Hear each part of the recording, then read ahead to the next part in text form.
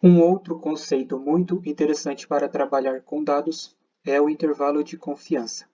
Vamos supor que tenhamos que verificar qual é a média de idade da nossa população.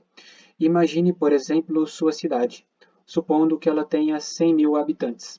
É praticamente impossível reunirmos a informação de todas essas pessoas para o cálculo. Então, utilizamos o intervalo de confiança.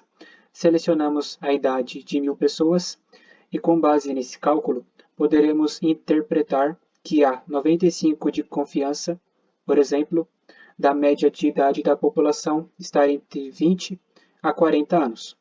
O intervalo de confiança serve para inferirmos, passado uma variável, nesse caso a idade, inferirmos que a média de toda a nossa população está entre as estimativas, a partir de um grau de incerteza. Então, eu trouxe aqui como que a gente pode criar o nosso intervalo de confiança no SAS, utilizando a Procedure Summary. Explicitamos no data qual que será a origem das informações, o nosso dataset. No alpha, explicitamos qual que será o nível de confiança, no caso será o cálculo de 1 menos o nível de confiança. Então, fazendo o cálculo de 1 menos 0,05, teremos como resultado 95. Então, esse será o nosso intervalo de confiança no exemplo. E CLM, ele traz o limite de confiança na média. No caso, serão nossos resultados. Vamos ver no SAS para entendermos melhor.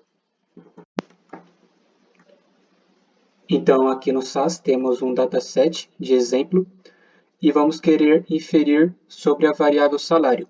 Por exemplo, vamos querer inferir a média de salário da nossa população. Então, eu tenho aqui alguns salários, alguns dados, e a partir desses dados eu vou querer obter o intervalo de confiança sobre a média salarial de toda a nossa população. Então, primeiro eu vou criar aqui o nosso dataset,